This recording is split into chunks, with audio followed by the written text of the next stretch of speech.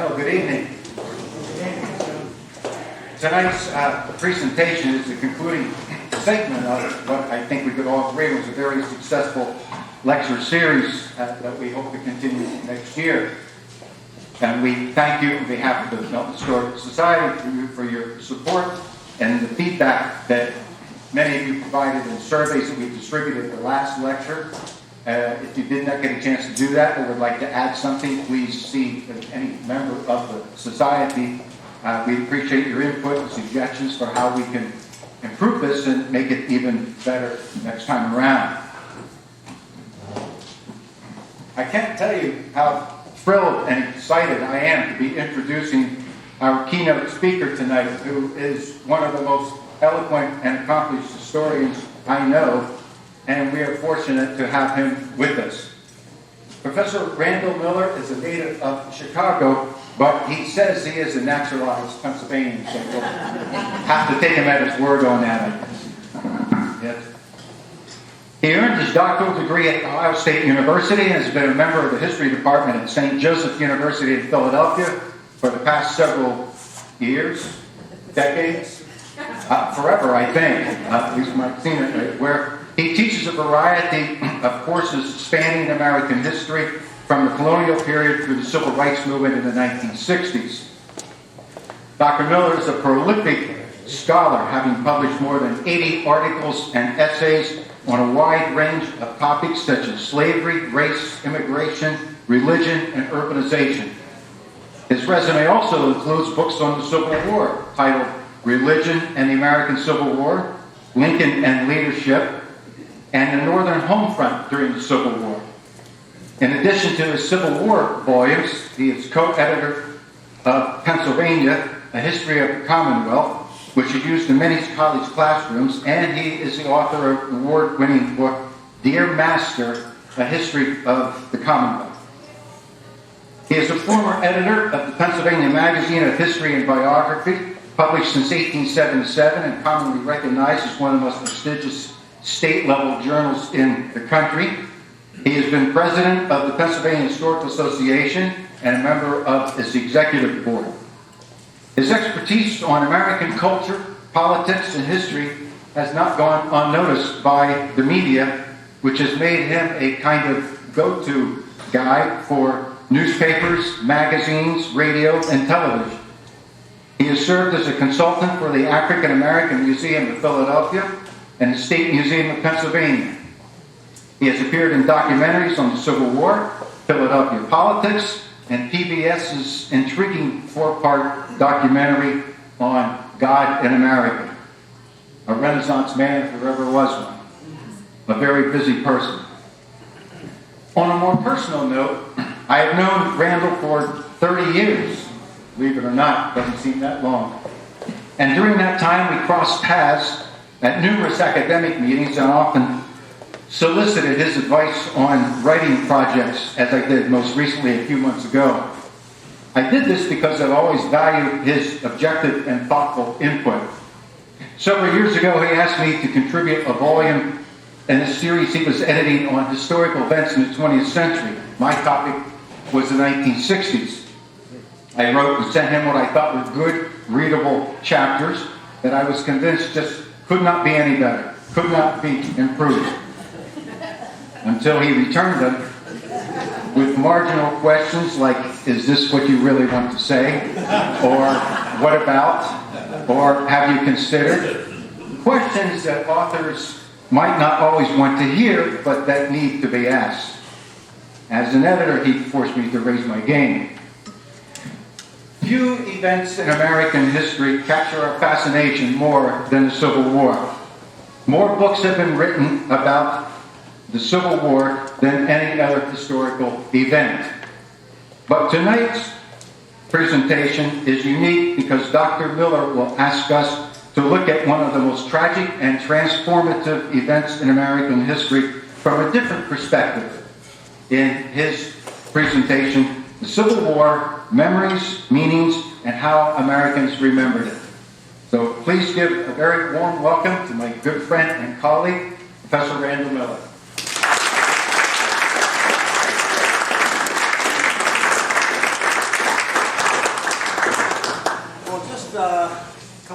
warnings here. One is John has already identified me as old. But that's okay, because old gives you perspective.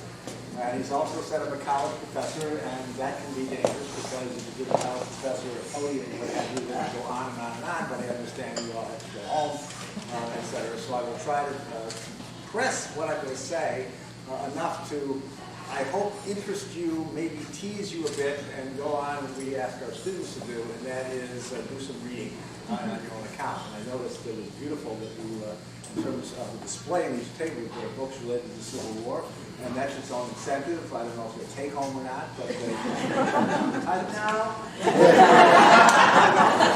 There's a prize can come somewhere. So I'm going to step to the podium here in a second. I'm going to actually drop down and take my notes out, so I'm not disappearing.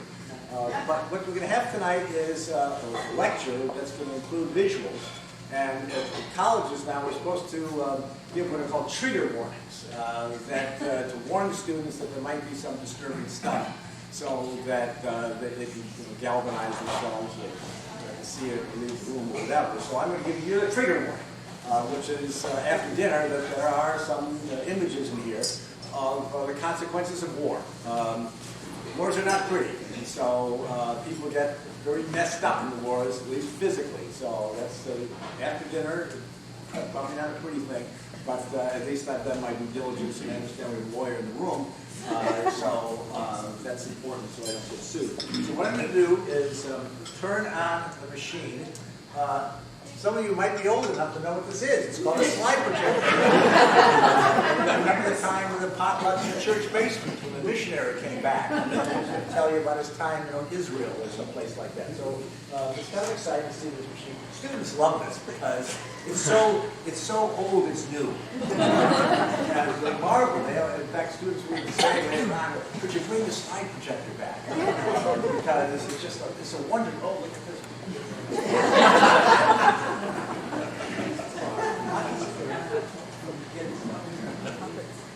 think there's enough light for me here. I'm assuming this is on enough so you can hear me. And what I'm going to do here is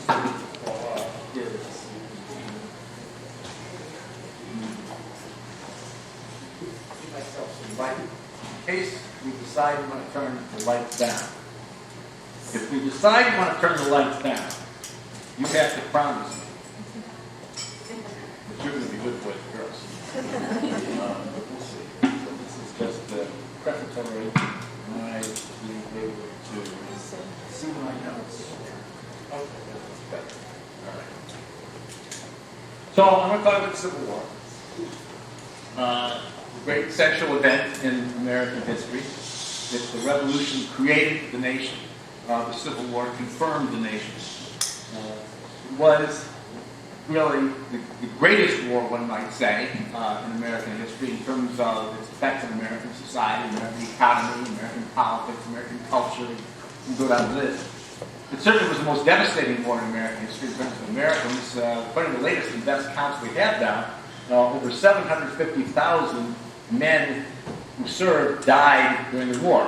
Most from disease, but others from battle wounds, and we actually do not have any idea of how many people died after that as a consequence of their service, and we have almost no idea of the number of people who died who were civilians because the war came to them, or in some cases because they themselves even ran toward the war. So just in terms of its physical scale, it's unmatched. It was a time of great decision when the Union was saved. Slavery was ended as a legal institution in the United States, and in some ways America was transformed. Now there's a huge literature, and I don't have time to get into that literature, and historians, we have children, we have to send to school, etc., so we disagree about a lot of things. It keeps us employed, it's happy, people buy our books and that sort of thing. But there's a huge literature that argues whether or not the Civil War was totally transformative in terms of the economy, in terms of government, in terms of the Constitution, in terms of politics, in terms of culture. I'm really not going to venture into that territory, but I'd be happy to entertain any questions if it comes. I will say one thing, though, is that for the generation that experienced it and the generation that came after that, and indeed echoes of that continue even to our day, we're still talking about the Civil War, not just as something that happened back in the middle of the 19th century, but most of the basic issues of the Civil War still press in on us. The most fundamental, of course, going back to the American Revolution, but certainly central to the Civil War, is what does freedom mean? And that was, of course, the essential question that came out of the war, for one thing. We're dealing as well with some of the troubling aspects of history as we deal with the whole monuments crisis today in the United States. The meaning of monuments, the meanings we want to attach to monuments. And I'm going to say something about that in terms of the meanings that the generation that experienced the war and generations after, at least in the first part of the 20th century, in terms of what they thought about memory and meaning, and ones that they also attached to the monuments, if you will. But I think whatever the disagreements there might be about the centrality of the war to the economy, policy, what have you, it's useful to keep in mind that the people who lived through it knew it was a central event of their lives and always would reference it thereafter, as any people who lived through a war would do. But it wasn't just them. It was also people who came after. Oh, don't tell me. Oh, excuse me. Technology. We had to try this. We were here. We got a whole thing.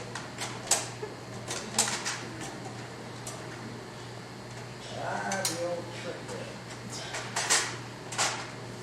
Not serious. No, you just got to persnickety. This would be unfortunate because then you have to listen to me, and God knows you don't want to listen to me.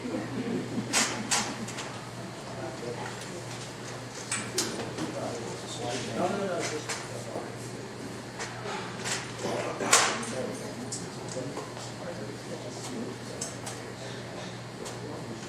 There we go. Okay, so, just a great slide. Can you all see that? Yes. Y'all can see it? Okay.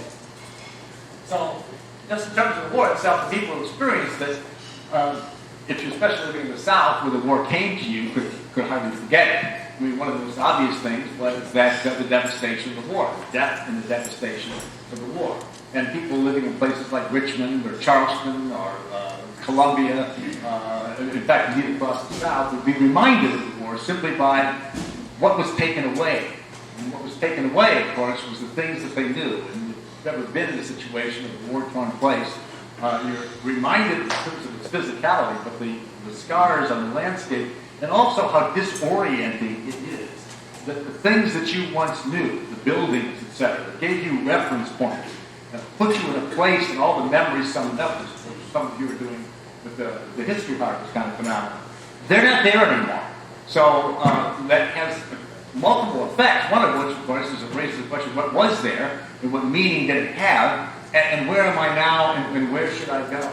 And that generation felt that. Of course, Southerners more than Northerners, because the war was fought in Southern territory by and large. And of course, one of the other things that occurred was not just the physical destruction, but actually the physical displacement of many people.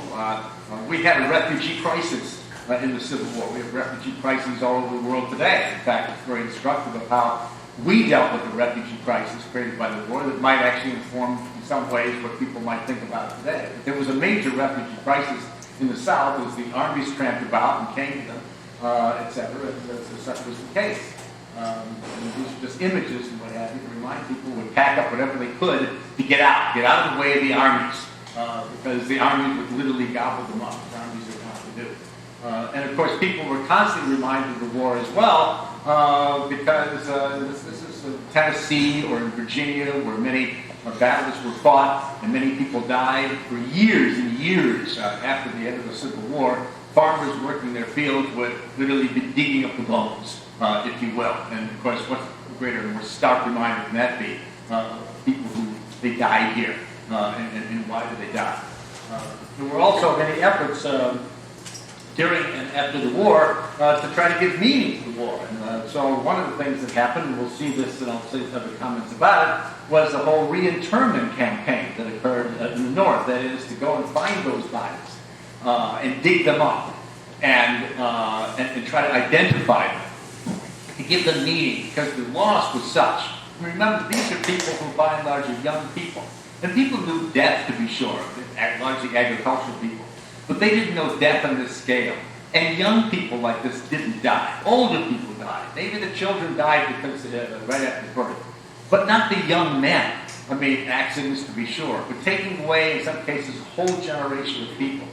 3/4 of Mississippi's public budget after the Civil War for years was devoted to prosthetics, just to give you an idea, or to dealing with death in some ways.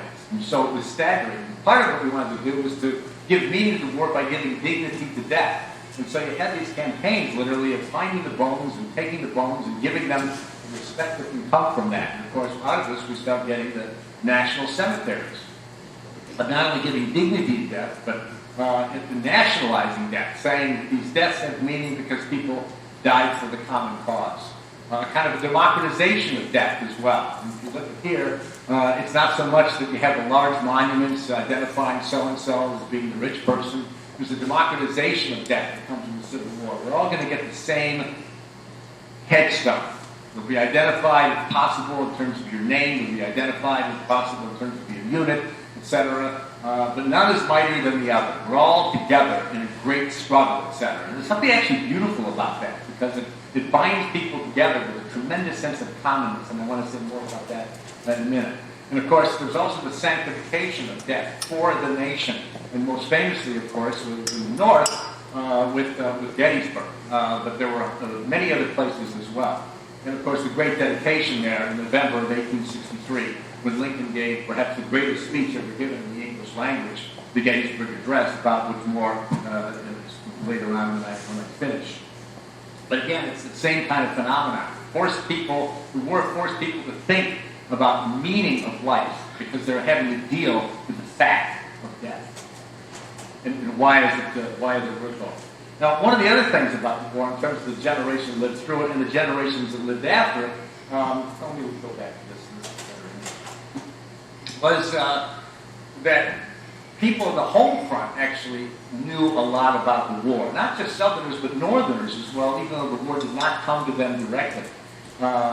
This was a literate generation. I mean, one of the more remarkable things. This is the first war in which many soldiers actually were able to put down their accounts. And of course, people wanted to if you're fighting in the war. I mean, realize this is the most dramatic, profound thing you're probably ever going to do, and you want to remember it in some ways. And so soldiers kept diaries like never before, and they often began, if they were the first ones in 1861, the end in 1865, well, the war's over, and the only thing that matters really was the war. They wrote letters. Later, they would write memoirs. And we saw because roughly 90% of the people coming from the North were literate. And, of course, literacy then didn't mean the same as it today. It meant the capacity to read. But many of them could scratch out enough in the way of letters so that they were regularly communicating with people on the home front. And it varied depending on what they wanted to say. Some of the horrors were beyond description, and men writing home would not necessarily write the same things to their women as they would to other men. And of course, they would not be able to tell the stories in some ways to anybody because unless you were a soldier and experienced it yourself, you didn't even have a language in which to describe the things that you had witnessed, and indeed, even in some cases, the things that you had done. Nevertheless, it's important for us because they wrote the letters. That's how we could find out about it. They kept the diaries. And what's important here is a couple things. One is by writing the letters home, they were describing their experiences as much as they wanted to, and thus keeping a vital connection alive with people in the home front, but in effect carrying the experience of the war, and often having to explain themselves after the first or second year. Why are you doing this? And the soldiers would explain themselves to the people at home, which was very important. And of course, the second thing is these were so important that people saved them.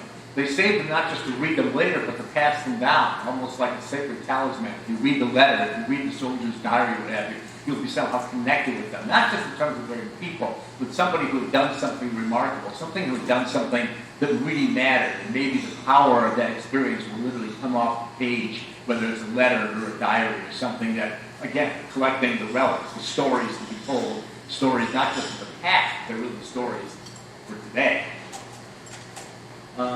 And one of the other things that happens during the war, not surprisingly, is people learned about the war from newspapers and illustrated magazines that also brought the war home to them with a kind of immediacy.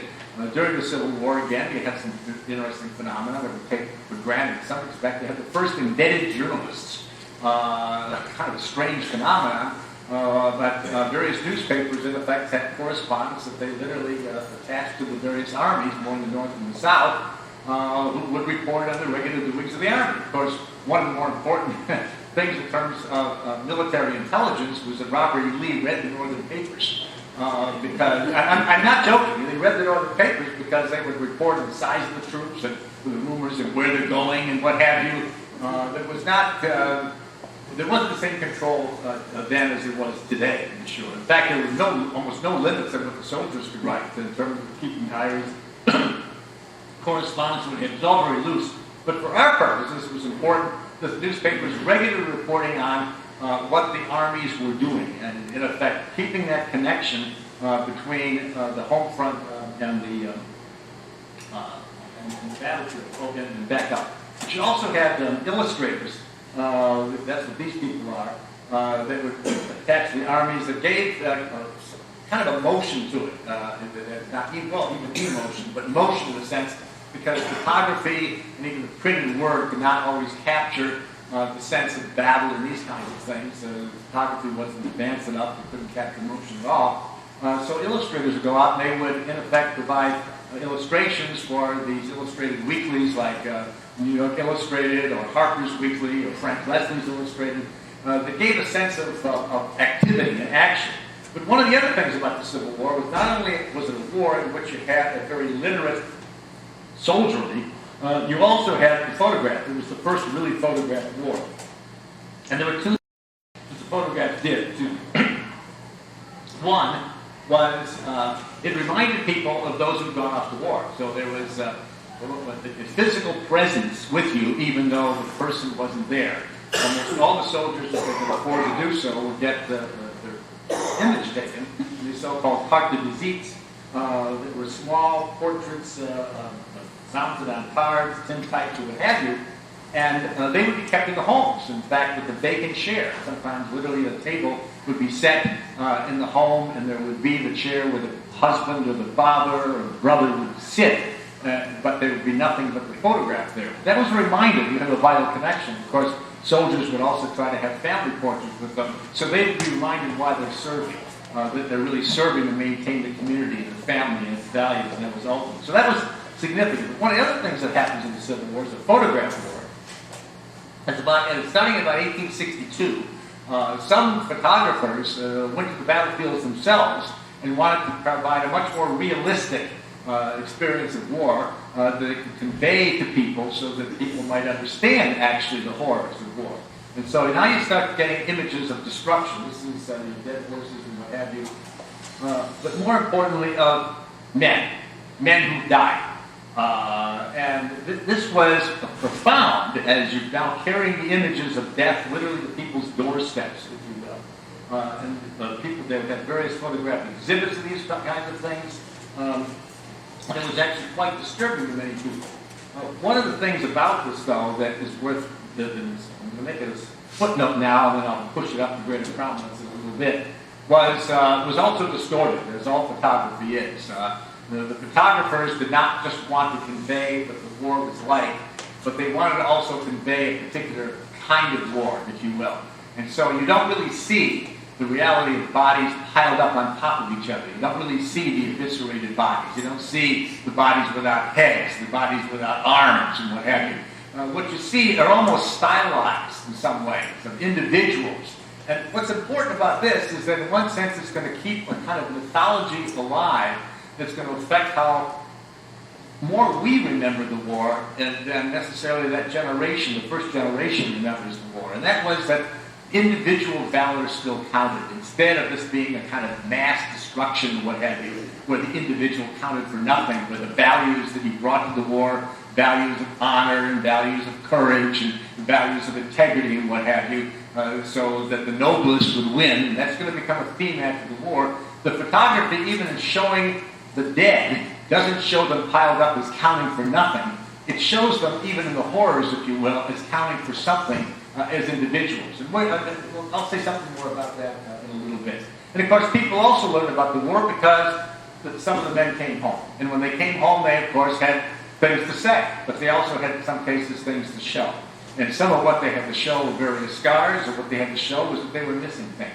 That would be a question in terms of adjustment after the war, and we're learning about it even still in terms of our obligations to the men and women who serve today. The community had to ask what are the obligations to, in this case, of almost all men that have gone off and come back and have made a sacrifice. And again, this is the middle of the 19th century. And if you were missing arms and if you're missing legs and what have you, you're a man, you're not a man anymore because you're not going to be able to provide the way we had before. And so the psychological effects of this and the sense of obligations within a family, within a community, we actually don't know that much about. But for sure, if nothing else, it reminded people every time you saw a veteran in the wheelchair, a veteran without his legs, a veteran who's had crude, it's interesting, the Civil War, beginnings of plastic surgery because about half of his face was blown away. There's somebody that's got to be figured he wants at least to be able to feed himself. All of these things will remind us as well, the people at the home front. My point being, people at the home front were not completely dissociated from the war. So it's important to them, not because the people they sent off to war, it's important because they were also experiencing the war. And you also had other phenomena, something actually relatively unusual, started during the Civil War, and that's the creating of various monuments, or places of pilgrimage. And this is in the South, this is the gravesite of Thomas Stonewall Jackson. There's some family members who put it up, and so many people wanted to go there and bend the knee as if they thought it was a sacred place.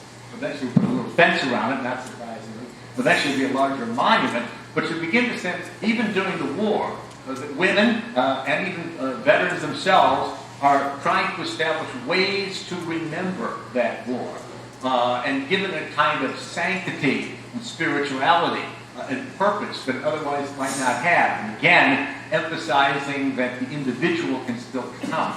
The values people brought to the war were not shattered by the war. It wasn't you gobbled up by the machinery of war. No, individual valor counted. We should remember that. We should celebrate it.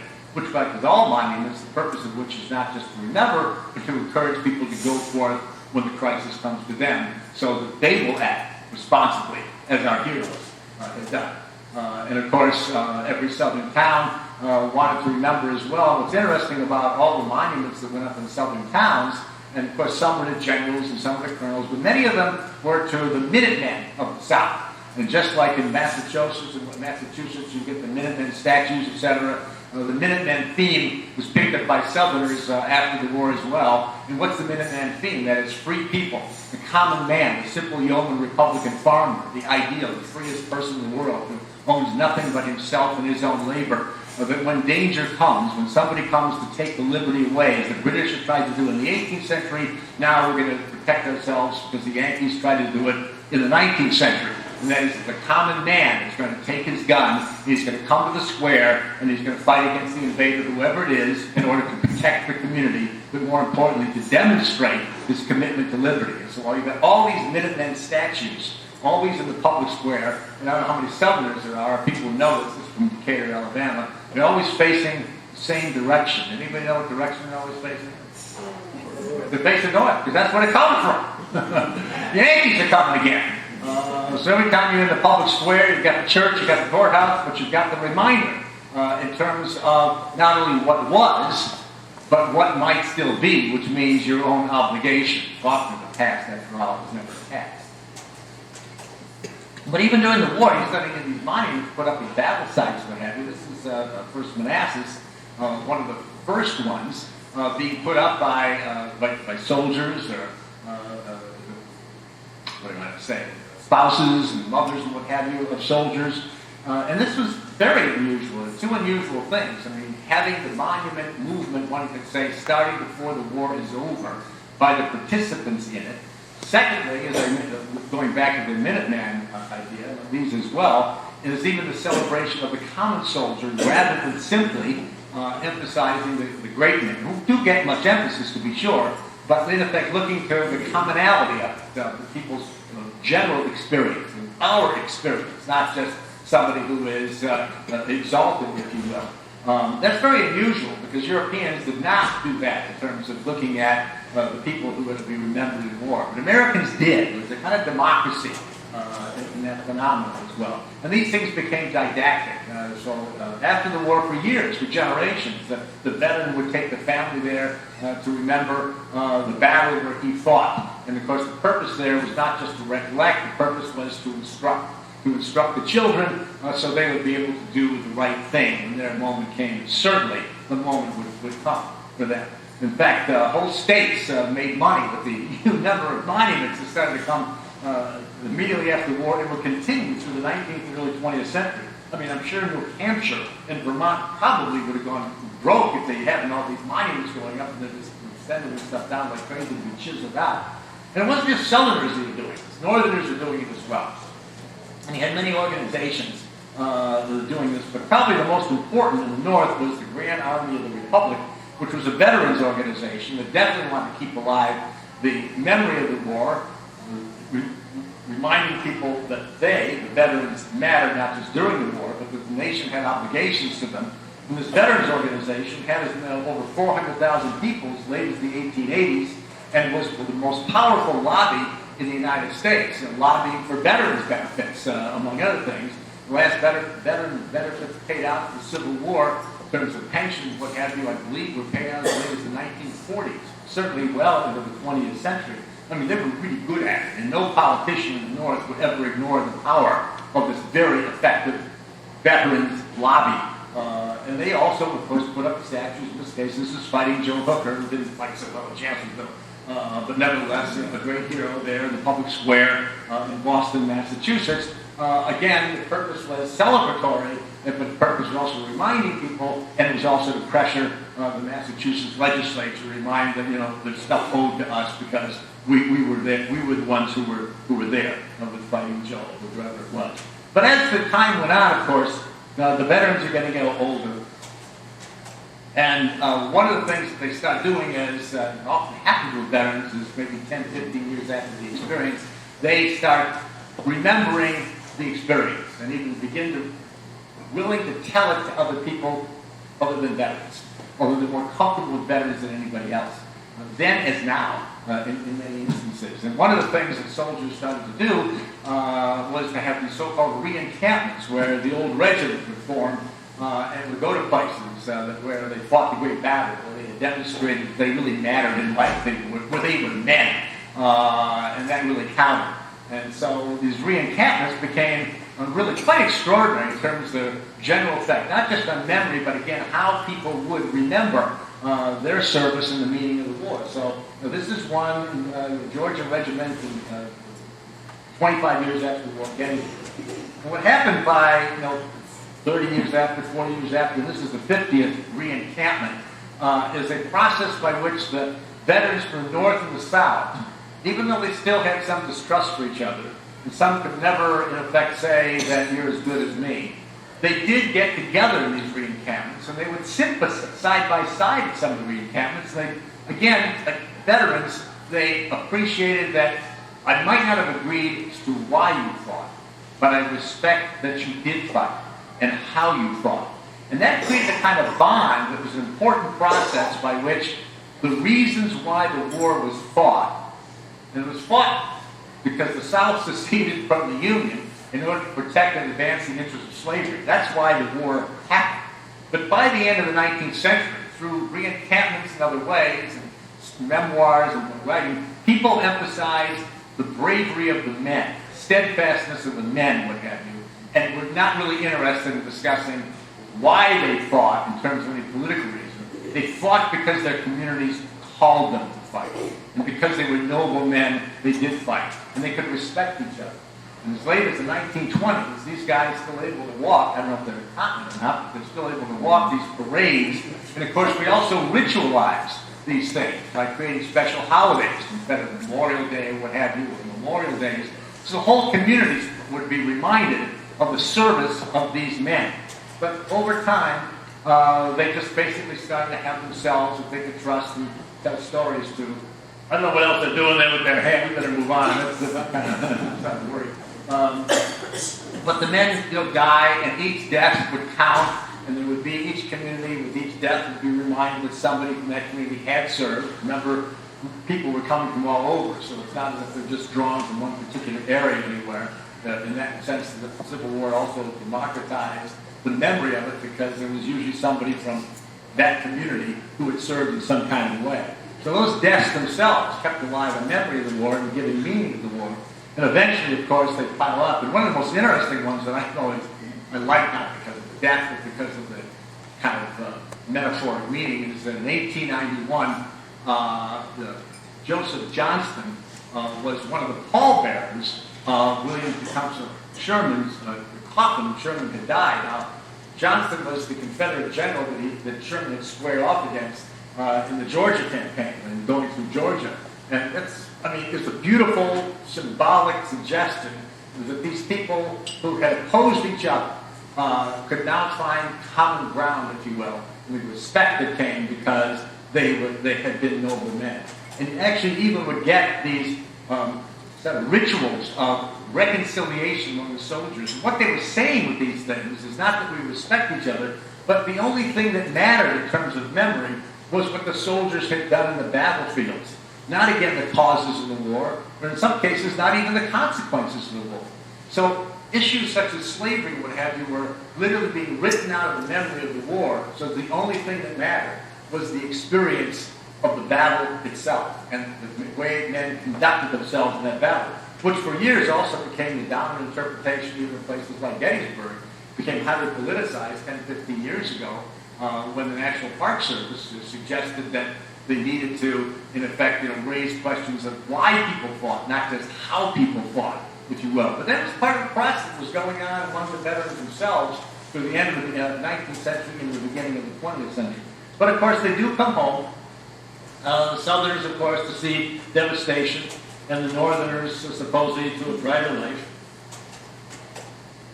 Okay, we'll back up. All right, so I got two moving along. As Grant said, keep moving on. Couple more things, and you want to go. So thinking about the Civil War, the meaning of the Civil War, there are many things we're going to emphasize, but I want to start off with insert now two. James McPherson, the Pulitzer Prize winning Civil War historian, some of you probably read him, seen him on TV, whatever. Everybody references McPherson, even if you don't agree with him at some point. In his book, Ordeal by Fire, he opens the book by saying there are two things we often forget about the Civil War, because they're the most obvious things in terms of the meaning. And if nothing else, we need to remember them. And they're remarkable, but we take them for granted. The Union was saved, and slavery died.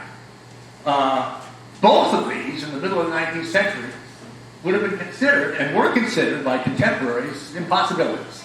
In terms of the Union surviving, Europeans had argued since the beginning of the Republic, the Republic can't possibly succeed. It defies all political science and what have you. That everything you know about republics is that sooner or later they're going to come apart. And as Americans become more democratic, that ensured that this great experiment was going to fail, because democracies always fail.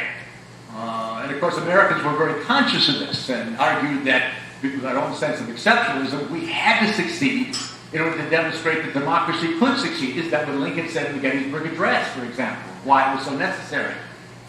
But people were convinced, contemporaries in Europe, and many Americans, that this unwieldy form of government had failed, and there's no way you could ever patch it up again. There's no way, once secession occurred and the Union had come apart, that the Union could summon up sufficient resources to put down what Lincoln would say was a rebellion, or to draw those who had left back in. It was an impossibility. Yet it happened. To be sure, you can argue the South lost the war, which it did. But the real question, if you start thinking about it in terms of wars of national liberation, it's really quite remarkable that the North won the war. And we can take that for granted. There was nothing inevitable about it. It's one of the more remarkable achievements of the 19th century. One would argue one of the most remarkable achievements of modern history, if you will. All kinds of broad implications that we live with yet today. The second thing about the Civil War is that slavery died. It died as a legal institution. Other forms of slavery might persist and to do, but it died as a legal institution. Who could have guessed that? The South seceded in order to protect and advance the interests of slavery. an institution that existed for 200 years, a vibrant institution. It was very elastic, it was very dynamic. Slavery could do just about any kind of thing, enormously profitable, at least for the planters, etc. And yet in 4 years, that institution would be swept away during and because of the Civil War. And how things happen is just as important as that they do happen. In this regard, how slavery ended, which was not by fiat, it's not that Lincoln issued an Emancipation Proclamation that ended slavery. Technically, it didn't end slavery at all. Certainly, slavery ended with a constitutional amendment, but that didn't come necessarily out of some kind of preordained, pre-scripted inevitability. It came about because of how people acted. And we know how people acted in terms of Lincoln, etc., who would argue military necessity was the reason we need to move against slavery. Lincoln said the time came that slavery must die so that the Union might live, always keeping the Union uppermost. But there was pressure in order to move against slavery. And the pressure came from many sources, but one of the principal ones was coming from the enslaved people themselves. And what enslaved people did during the war, most fundamentally that they did during the war, is that they demonstrated that they wanted to be free. And thus they fled at every opportunity. They seized the moment of the war, when Union armies were coming, when Confederates were fleeing, when the men were leaving the plantations or wherever to go and serve somewhere else. They seized the moment by fleeing. And by running away and taking whatever they could, refugees themselves in that regard, they in effect were giving the lie to the pro-slavery argument, oh, the slaves are so happy. It's a wonderful, benign institution. That would be an argument later with the lost cause. But the facts were otherwise. Thousands and then tens of thousands of people running to the Union lines. And that was forcing the Union then to do, what are they going to do with these people who are technically fugitives? Because we never recognized the legitimacy of the Confederacy. And so what the Army did, the Army didn't like having these people around because they drained resources. Armies aren't there to be reform institutions. They put them to work.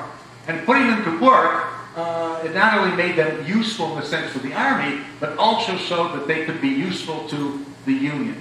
One of the biggest questions, in fact, it was the biggest question in terms of an obstacle to people being able to imagine enslaved people being free, was could you entrust black people with freedom? If you gave them too much freedom, they would go crazy, given the racial attitudes of the day. They'd run amok. They'd ravage, and they would ravish, etc. So you did some kind of check on them. And without compulsion, they wouldn't work. So one of the things that's happening is enslaved people are running away, thus taking resources away from the South, and now offering them, if you will, to the Union, is they were demonstrating they not only wanted to be free, but they could be useful in freedom. And there are various experiments with that. And of course, then there's just, forget that, I don't know about this one. The ultimate test of this was, of course, the decision was made, principally for military reasons, although abolitionists had argued this was necessary all along.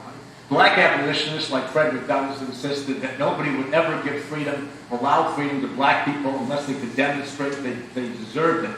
And the way to demonstrate they deserve it is to put a gun in the hand and let them join other soldiers, because soldiers are citizens, or soldiers can become citizens. As he said, put a uniform on and put with a brass button that says U.S.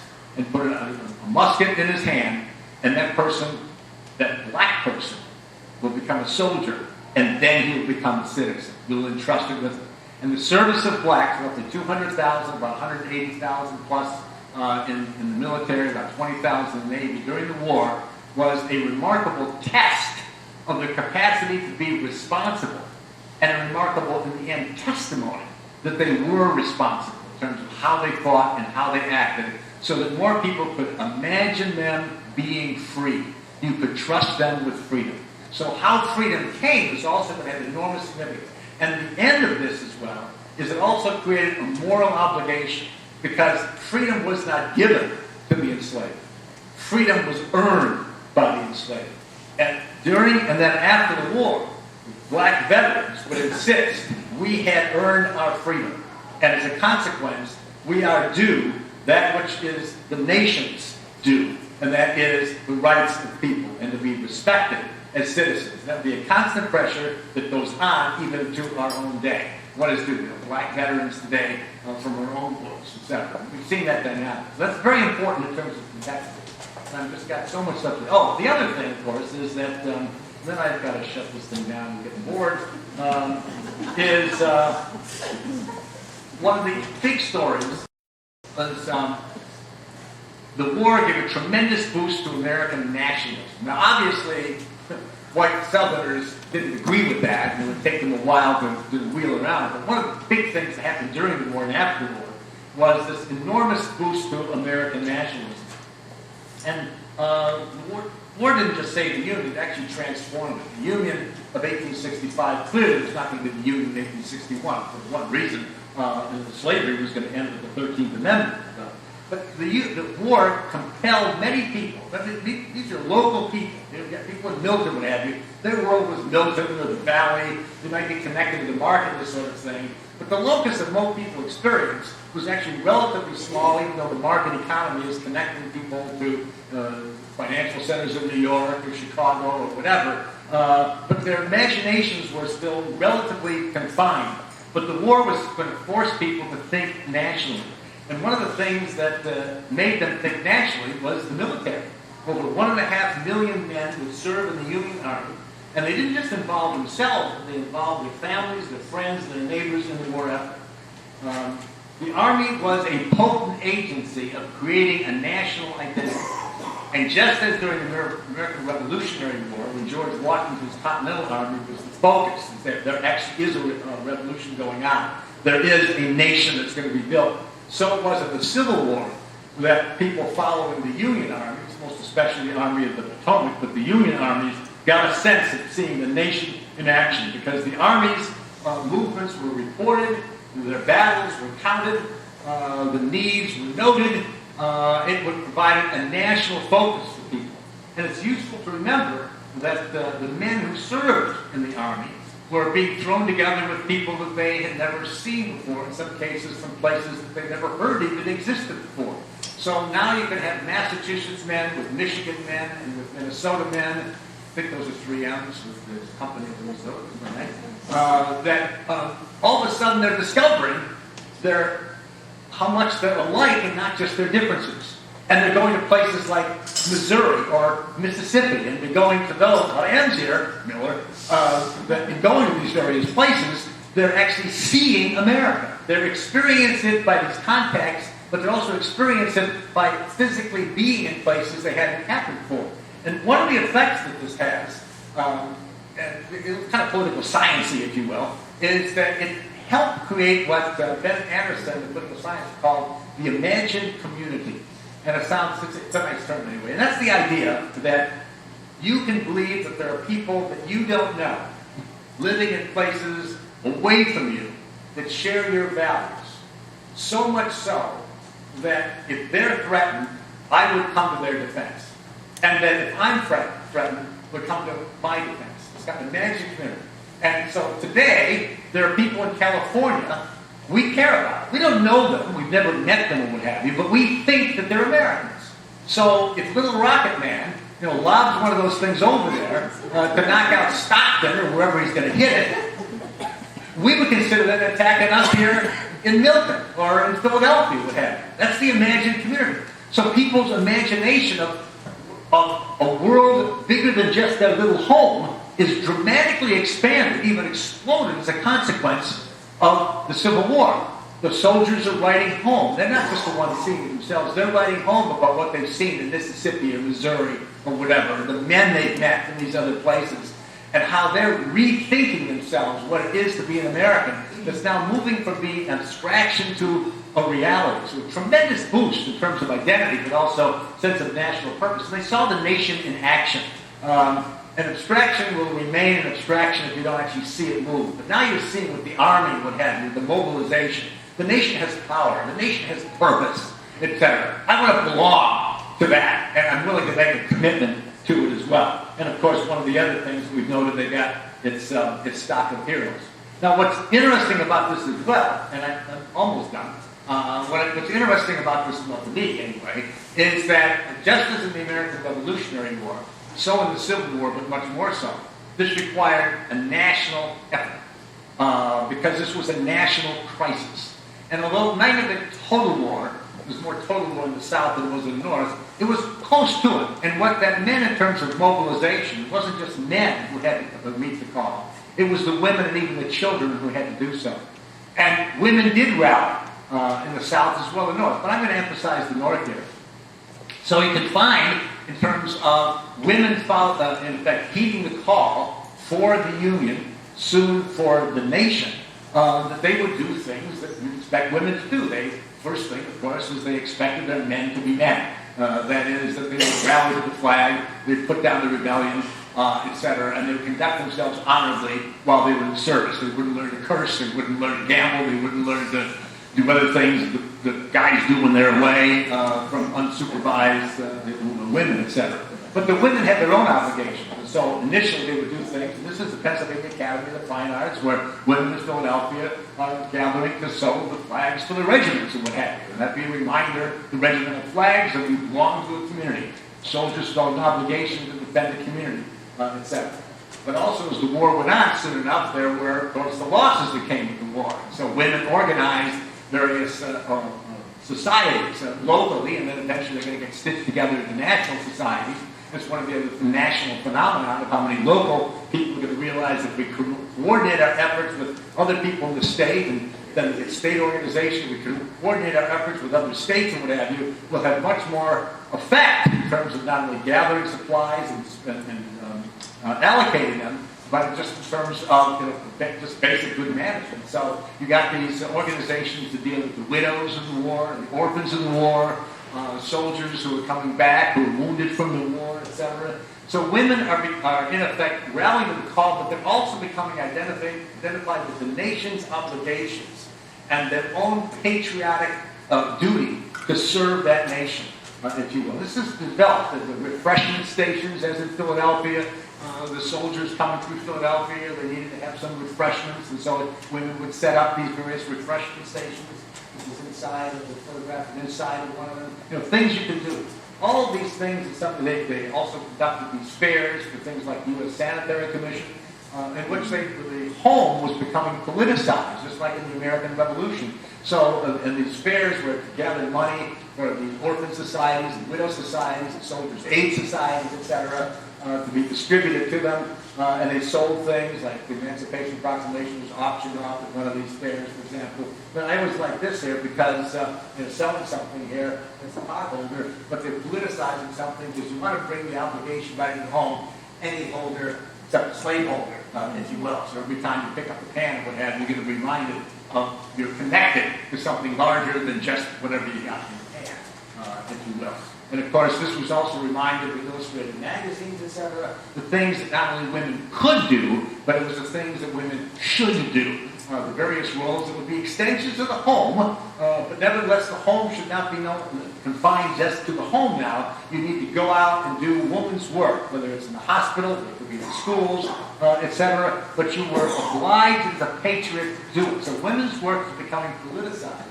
And some women loved their men so much that they wore these ridiculous hats so that they could become nurses, if you will. And of course, one of the other things that there's all kinds of spin-off implications. I'm not trying to cover everything. I'm trying to suggest how dynamic this was, and all potential implications that this war had, as indeed many wars have. And one of the things was the role that Catholic nuns especially played in terms of nursing, among other things. And it's interesting because and they would nurse people in the battlefields, regardless of the Northerners or Southerners, or the Protestants, the Catholics, the Jews, or whatever. They were there simply to do God's good work. And one of the interesting things that we're just starting to realize by people reading letters and what have you, is at least for one brief moment, the anti-Catholicism that racked America, it's still a very Protestant country in the early 19th century, abated a bit during the war, especially when people referenced the good nuns. It made them think of Catholics in a different way than they had before. Now, it didn't eliminate anti-Catholicism, but it moderated it, mediated it, and in some cases even muted it. And we're just starting to realize the effects that this has because of their good work. And of course, one of the other things is that women began to work with extensions of the home. And in some areas, the logical extension of the home, the mother is nurturer, the wife is nurturer, she could become a nurse, but nursing had been a man's occupation. the war, out of necessity, drew women to that, and eventually it would become a woman's occupation. Just like teaching, which had been monopolized by men. Men are away, women are going to take this over, and eventually be considered a woman's occupation in terms of at least the elementary grades. And women, of course, in some cases were close to the war, and they could see it. They didn't have to have reports given them, as these were nurses in the fields here in the U.S. Christian Commission. And they were obliged to do all kinds of work, and some, of course, was new work, different work, working in the arsenals, dangerous work, if you will, always under the supervision of men. Nevertheless, one of the things in terms of women was that they were now doing things for the nation. The joking that went around of doing so many different things for the nation, they're going to become horse car conductors. And some people are worried about the loss of femininity. Some women, of course, seize an entrepreneurial opportunity to become vivandiers, if you will, to trail after the armies, to sell various things. And some people, like Francis Clallam of Maine, decided that what they needed to do was to get into the war itself. Roughly 200 ones that we can document. We don't know how many. Footnote aside, waste of time. Some of these women who served, you would get pensions, etc. And I loved it. It was the story of one woman, whose name I can't remember, who fought, was wounded, etc. But it wasn't discovered that she was a woman until she got hit by a streetcar about 40 years afterwards. Now, she was examined by doctors during the war. And sometimes you wonder, how good are these people? Well, maybe they were looking, or maybe they, flunked anatomy and they didn't notice it was different. I have no idea. But even like this, it seems somewhat silly and extreme, but it's again this extension of women coming to recognize that they were obliged to get involved. The extended nature of that involvement might vary, but they were obliged to. The nation expected it. And after the war, this is also going to have all kinds of political consequences, because many of these women see the same thing after World War II, etc. We serve the nation. We serve as citizens. And we deserve the full recognition of what it is to serve the nation and citizens. And so they clamored for the vote, which they wouldn't get collectively until 1920. But it was a good and powerful argument, and the echoes of that argument would continue until, of course, the franchise was granted with the 19th Amendment. Gotta get that one right. But their principal obligation, of course, was to keep the home, remind people of why they fought, why the men had to go off, and maintain the integrity of it. All these images and reminders, pray for you, and you pray for me, that you're going to come home, and you're not going to be changed by the war, although people were much changed by the war. And they do come home. And I'm going to conclude here because I've taken too much of your time, but I want to make a couple of quick observations here. Very quick, just to leave you with some suggestions about the meaning of the war. So, men come home, they're greeted with great celebrations everywhere. People aren't sure how to wrap it all up, but the men are coming home. But a couple of things happened during the war of long-standing significance. Thing number one, we can take this for granted as well, is that this war was in some ways about democratic processes. I mean, Lincoln said, explaining why it was necessary to put down secession in the first inaugural, that it allowed secession to occur for the end of democracy. The people who had voluntarily participated in an election with every expectation they wanted the reins of government be turned over to them, they had every obligation, in effect, to respect the outcome of that election, which they did not. And if you allowed that to happen, it would be the end of the great democratic experiment. And remember that Americans in the middle of the 19th century believed, as many of us even believe today, in American exceptionalism. We are different than everybody else. We shall be as the city upon the hill, the old John Winthrop sermon from 1630 that was secularized with the American Revolution, that the world is watching. Is it possible for a people to create a republic? Is it possible for people to create a democratic republic? And the world was mocking us. So we felt this almost a lineage going back as God's chosen people. People use that language consciously. The world is watching us. We are God's instrument. We have to make this thing succeed. And it's quite remarkable that during the war, the democratic experiment actually succeeded, not just in putting down secession and rebellion and ending slavery, but just one thing is that democratic processes continued during the war. You can look at Europe in the 19th century, and in terms of building a powerful nation, you had to sacrifice democracy with blood and iron to some extent in Germany or in Italy. But in the United States, we didn't have to sacrifice democracy in order to maintain our liberty and secure the nation. It's really quite remarkable. Elections went on during the course of the war. To be sure, the Lincoln administration suppressed some newspapers. They silenced some people who supposedly interdicted recruitment and things like that. But the newspapers basically ran, were highly critical of the Lincoln administration.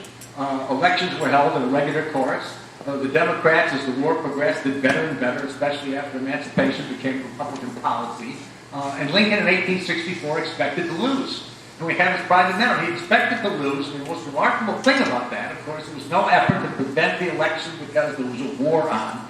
He not only expected to lose, he made every preparation for a peaceful transfer of power if he and the Republicans did lose. That's a remarkable, remarkable thing if you think about the implications for democracy. If the world was watching America in terms of can democracy succeed, the real test would be not just in putting the rebellion down, but what did you do with the power when you had it? And Lincoln administration thought that that power was always a limited power. And in the end, if they had to, even though they had a great obligation to win the war, they would turn it over to the other side. Related to this was something else. And that is a reconception, never fully realized, but a reconception of the definition of liberty and its relationship to government. People coming from the 18th century to the middle of the 19th century, and we still have it today, it looks, again, political science uses the term negative liberty, and in terms of government's relationship to liberty. And basically what they mean by that is that people have fundamental liberties, but you need government to do certain things, and protect you from enemies in these countries, but you want to limit government wherever possible, because the tendency in government is to become ever more grasping, and as it becomes more grasping, it's going to take your liberty away from you. And so you have all these strictures on government of what it can't do. Congress shall make no law, Bill of Rights and what have you, etc. Very limiting kinds of things because you fear that a grasping government will inevitably take your liberty away. That's a negative liberty. But one of the things, there were some people who argued for what's called positive liberty. Political science term again.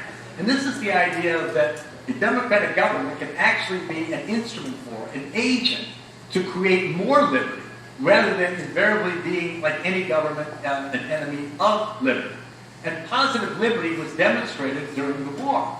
It was demonstrated in terms of things that government did do in order to expand the possibility of liberty for people. So during the war, you had all this wartime legislation. The Homestead Act, which would make it possible for people to go out west, if you will, and take up land, government, still, federal government still owns most of the land. I think in the Trans-Mississippi West owns a lot of it still, virtually all of it then, that you could take up land, you build a habitation on it, put a crop in there, live there for 5 years, it was yours. And what's the foundation of liberty? Why, it's owning property, owning the fruits of your own labor. So, in effect, this was a means whereby government saying, I can extend liberty to people who don't have the liberty that comes from owning your own land, owning the fruits of your own labor. To facilitate that, you have the Moral Land Act. It's going to create colleges like Penn State University, if you will. It's going to provide agricultural and mechanical arts education, what have you, so that farmers, especially, will be better. You have the Department of Agriculture to have more scientific farming so that people can succeed at farming. You had the Transportation Act, you built a Transcontinental Rail so people can go and be connected to markets.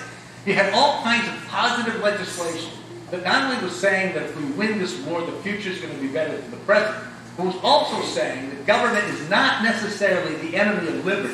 It can be the instrument of liberty. Of course, the ultimate example of that was emancipation, which ends up, of course, with the 13th Amendment. What more positive liberty could there be in terms of ending slavery, which is the antithesis of liberty? And, of course, you do get the 13th Amendment, nothing inevitable about it. End slavery as a legal institution. It's the only time, of course, government has actually taken people's property away without compensation. But that, of course, we can argue for moral reasons and whole other reasons that, in that case, it was an expansion of liberty rather than a detraction from it. And Lincoln did remind people that unless you ended slavery, unless you dealt with the problem of unfreedom, you would never be able to secure freedom. Finally, I think that one other thing is to think of, and then I will close, what if the Union had failed? The world would be a very different place. We wouldn't have the great democratic experiment. We would have the unraveling of governments and what have you, and the principle that if I lose an election, then I'm going to succeed. We have secession movements going on all over in democratic societies today. What would have happened if slavery had persisted and grown instead of being defeated here? And even what would have happened in terms of the United States? The Civil War didn't just save the Union and transform it into a nation. It's interesting, Lincoln stopped using the term Union and increasingly used the term nation. And if you listen to the Gettysburg Address, he never uses the term Union at all. He uses the term nation. And that's pretty interesting because nation is a collective of people. It's not just a construct. It's that we have shared values, shared interests, shared obligations. And he started using that term. And one of the other things suggesting this is just that people started thinking in terms of the United States in plural, from plural to singular. It used to be before the Civil War, it was these United States. After the war, it becomes, as we say it today, the United States. And just conceptually, it's a huge shift. But one of the things that happened is the success of the Union of the Civil War didn't just defeat secession and slavery. It also made the United States a preeminent power in the Western Hemisphere. We were heading in that direction anyway. But a preeminent power in a very important way. And that is that the British finally recognized the American preeminence in the Western Hemisphere. And in one sense, Canada was going to happen anyway. But Canada owes its own independence to the American victory in the Civil War and the British recognition that maintaining colony, if you will, in North America was, in the long run, would be a fool's errand. And Mexico as well. The French had used the disruptions in America to try to install Maximilian there. The French-supported autocrat. We had made it clear during the war it was unacceptable. There was nothing we were doing about it. But when the war was over, it was clear the United States might do something about it. And whereas the Mexicans then were able to galvanize their forces in order to drive Maximilian out, and the French chose not to support Maximilian because they feared the United States of America and ruining their relationship in the Western Hemisphere. So you can start thinking of all kinds of implications that are even geopolitical, if you want. But let me just leave you with one thing, because I do have to close, and that is let us leave with really the greatest explanation of why it was necessary to fight this war and why it was necessary to win this war. Not just for that generation, but for generations thereafter. And of course, that's Lincoln's Gettysburg Address, in which he explains why it was necessary to fight this war. And interestingly enough, he harks back, not to the Constitution, but he harks back to 1776. The real beginning of the nation is not in drafting the Constitution in 1787. It's in effect making its statements about its core values in terms of believing in the principles of equality and trying to figure out how to work it out. But those are the fundamental principles. And if you listen to the Gettysburg Address, this dedication, a reminder of the great task remaining for us, and that the people who asked full measure should not have fought for naught, and saying we still have work to do. It was a political speech. It was a dedication at a cemetery. It was a sermon. It was all those things. But in great peroration, he explains in the end why all this mattered and why that war should matter to us, whatever meaning people might attach to it in their monuments or whatever. And that it's the government of the people, and by the people, and for the people shall not perish from him. Thank you very much.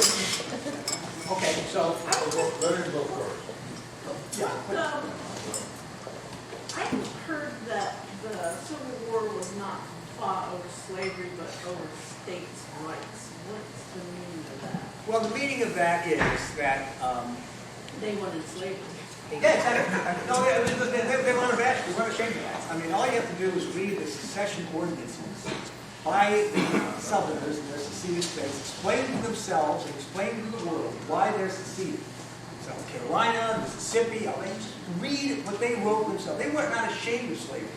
They believed that slavery was a good thing. The whole post-slavery argument that a republic to succeed means to have slavery. And if they had the best kind of slavery, better than the one the Greeks had, the democracy, better than the Romans had, with a republic, we have succeeded in the best kind of slavery. But you don't have to believe anything. You can read it yourself. Pages written on the post-slavery argument. But the secession ordinances, clearly one would think, would be their explanation, not just of themselves but the world. This is why we're doing this. And what they said is, we think a federal government coming in the wrong hands will attack slavery and destroy our freedom. That's what they say. We think slavery is good. We think slavery is endangered. The only way we can save it is leaving it. Now, just get a little judgy. Can I take a minute on this? Okay, so, Southerners, like many people, are for a strong national government. They want something, the government to do something for them, and they're against the strong national government if they don't want that to do for them. So the most dramatic expansion of federal authority that occurred from the time of the beginning of the Republic up to the Civil War was the Fugitive Slave Act of 1850, that Southerners demanded the condition of having any compromise. It led to a dramatic expansion of federal authority by the creation of federal slave commissioners who were paid on the basis of fee basis of every case that they took up of a fugitive slave, $5 for every case. Then they had a police power, and then they could sit as judges in non-jury courts in which no black person, not even the fugitive himself, could in effect issue testimony. It's what the Southerners wanted, because they thought, fugitives are bad, because they're disruptive, etc. We can't allow this to happen. Someone running away, and then that commissioner would get $10 if he found against the slave, the alleged slave, and send him back. And he had the power of deputizing people, so that if you, a free person in Pennsylvania, was deemed to be said, okay, and there are examples of this. I'll give you one. This is sort of a composite. What is it now? It's April. It's still cold outside. And Jesse in Delaware County, a good farmer, honest man. He knows what honest work is. He with the cows in his hand. He's been out through the field. He's met the fences. What have you? He's taking care of the cows. You got to take care of the cows and prepare the stalls. Comes in to the family hearth. And there, sitting in the family hearth, a hard day's work, is his wife. And his two children, little children, they're so cute. There's the warmth of it, and he sits down and he says grace, blessing God, the freedoms he has, the freedom to work as an honest man, the freedom of having a wife who's an honest woman, children who are innocent children to be raised. There's a knock on the door. Jim, you gotta come out here. There's a fugitive he's armed and he's in the woods, and I'm deputizing you to go get him for me. And that happened. It happened enough to remind Northerners, is one of the reasons why many Northerners who were not anti-slavery became anti-Southern, because they were in effect using this federal power to do the bidding of slaveholders. And this was an enormous federal power, because Northern states have been passing personal liberty laws, invoking states' rights, saying we do not want to become involved with taking the fugitive slaves. Get them yourself. So, and then there's Engelman versus Booth, which is a Supreme Court case, when some northern states continued to insist on states' rights, that they didn't have to participate in this kind of activity. The Supreme Court case, the Southern-dominated Supreme Court, said, no, you have to do it. You cannot do these kinds of things. So there are instances where the South insisted on a very powerful federal government so it can impose its will on the North. Their complaint is they're going to lose the power of the federal government with this election. And because they would lose the power of the federal government election, they thought the Republicans were anti-slavery. That's why they left. So how do you get the states' rights deal out of this? Most of the states' rights arguments as the cause came after the war. And as you suggested, it wasn't cause of it. States' rights is an instrument to do something. The cause was the desire to protect slavery, which they believed was essential to their idea of liberty. So states' rights is a mechanism. But after the war, there was this effort, a so-called lost cause, not only to celebrate the Confederate soldiers, noble, what have you, but to erase slavery as the cause of the war. and people like Jefferson Davis would have you in their own accounts of it, they emphasized this was a constitutional crisis. And that's really why we had to leave, because it was a constitutional crisis, because they were threatening states' rights. But as you suggested, states' rights for what purpose, etc. So the evidence is overwhelming why they left. You simply have to look at it in their own ordinances. And the Stevens, what's his first name? I can't remember the. Thaddeus. No, great guy, Thaddeus Stevens. Yes, the Vice President of the Confederacy, Alexander Stevens, what have you. He said explicitly, why are we doing this? For slavery. That's what we're doing it. They were not ashamed. After the war, they become not so much ashamed, but they want to change the conversation, if you will. That was part of the way people remembered it, and part of the erasure of that that's going to occur by the end of the 19th and beginning of the 20th century. One of the reasons for all the monuments movements that people have, they had the ones that were going on during the war and after the war, but one of the interesting ones, and that's what the flap is today. The flap is today about the Manassas Monument. The flap's not today about the monuments to the soldiers in the town squares and these kinds of things. It's about monuments that were putting up by the United Daughters of the Confederacy in the 1890s or the 20th century, 1950, in effect celebrating this idea of the noble Southerner who was not fighting for slavery, what have you, but was an honorable man. And a lost cause mythology that in effect was trying to erase from memory slavery and shift the focus to something else. And that's why some people, African Americans and others, they look upon these monuments, understand they were being put up at the same time Jim Crow legislation was going on. They were being put up at the same time disfranchisement was going on. This was all part of a much larger story to, in effect, not only deny them fundamental rights, but to erase them altogether from history, except to make them banjo-plucking happy little slaves down there singing songs that Disney might pick up for a movie in the 1950s. So, are we okay with that? Dr. Plaisance, I thought your presentation was outstanding. Oh, thank you. Really, really good, okay. Obviously from my accent you can tell that I'm a Southerner. I'm from the walls of Louisiana, okay. That's great. And My family's from Virginia. right. And the other thing is, I'm as liberal as anybody in this room. People that know me know that. And but I want to say a couple of things about prior to your presentation. If you want to remark on that, fine. Prior to the Civil War, I can talk mostly about my own state. Louisiana, Mississippi, and South Carolina were the three richest states in the United States. They were the wealthiest, okay, by total income divided by population. I think Louisiana may have been second. Now, if Lincoln could have given us some time, we probably maybe could have solved the problem, okay? But he was under tremendous pressure, and understand, I worked for the government all my life, and I understand the pressures and the politics of it. But that it could have been avoided, I think, but I'm not sure. At least a chance of it, because after the Civil War, okay, there was no way that we could give up, raising cotton is tremendously labor intensive. There's no way we could have just done away with that. As a result of the Civil War, you did that, basically. And my state became the poorest state in the Union, and is still the poorest state in the Union. Whereas before, it was one of the richest. So it's a problem. But I'll just point this out because that's at the bottom. If Lincoln was trying to negotiate to a certain extent, but he was under tremendous political pressure, not to do that. But I think if we could have been given some time, 5 years or something like that, maybe the length of the Civil War, we could have come some kind of way where we could have worked around that. But it was devastating to us. Just devastating. So are you saying given time to end slavery? Is that what you're talking about? Yeah, that's what Okay. So, of course, Lincoln didn't end slavery, although it was an instrument to end slavery.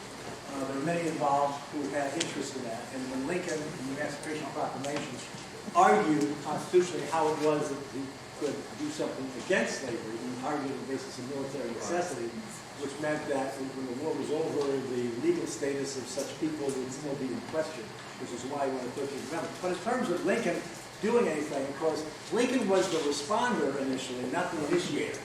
Lincoln and the Republicans were elected to office, and the South started seceding even before they came to office. This is when he had this long hiatus that wouldn't end until 1946, I think, where elections occurred in November, and then the inauguration of the president was in March. It was a long secession winter, during which time 7 southern states, including the 3 rich states, all left the Union in order to protect the interests of slavery, because they feared Lincoln was, and the Republicans were anti-slavery, which they were in the extent to which they believed slavery was wrong, and they were going to bottle slavery up, not move against it directly, as Lincoln said. There was nothing constitutionally the President of the United States could do against slavery where it already existed in law and state. The Constitution of the United States had left slavery as a local institution. The government could do things where slavery didn't exist, the territories, or when it did, in the District of Columbia, or what have you. There's nothing the federal government could do against slavery where it existed in law in the state, under the Constitution of the United States. The war created a different kind of opportunity, of course.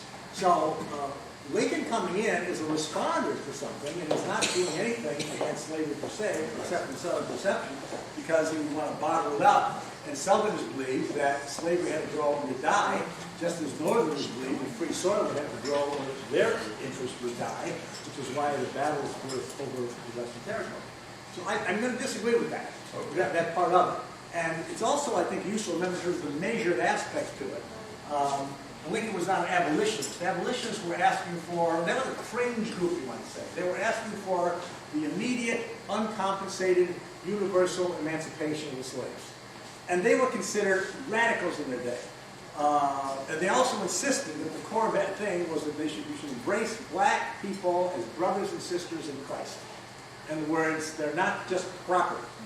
Most people who became anti-slavery were not abolitionists. They're talking about confining slavery so it can't grow, and they don't necessarily feel any obligations to black people in terms of bringing them into the fold as brothers and sisters in Christ, or definitely citizens or whatever. So that's useful to keep their conditions, we might say, different levels. But during the war, it was interesting because Lincoln came to recognize, and he actually said this in the end, that the time came that slavery must die so that the Union might live. It was conditional. He had tried various experiments, the most famous of which was in the state of Delaware, where to try to encourage states to move against slavery, because as the war progressed, it seemed likely that slavery is going to be a casualty of the war. So made an offer to try it out in Delaware. We're going to work in Delaware, maybe we'll work elsewhere. The states voluntarily would end slavery and get compensation for it and have this long period of apprenticeship and what have you. And Delaware, where slavery existed in law, but there were hardly any slaves. And the Delaware legislature refused. They're going to get compensation and what have you. I mean, they had to be out of the deal, I guess, because it was a bad deal for them, in effect, to reject this. But it suggested something of how entrenched even slavery was, even a place like Delaware, that you could have some kind of gradual abolition. Now, we had a history of gradual abolition. Pennsylvania had gradual abolition. So it's possible states could do this. And Maryland did it during the war, for example. So it's possible. But on a larger scale, I would argue that the recalcitrance and the resistance of Southerners made it impossible, because they chose not to have any middle ground whatsoever, to move against slavery, except as it came with pressures to end slavery in some way, out of military necessity and even, for some people, moral obligation. So it came in a way, well, in the end, it was a constitutional amendment. There's no way to end it. And people voted on that. So I have to disagree with some of that in terms of the gradualness of it, of how successful it might have been. But I have a feeling with the president here and a lawyer there,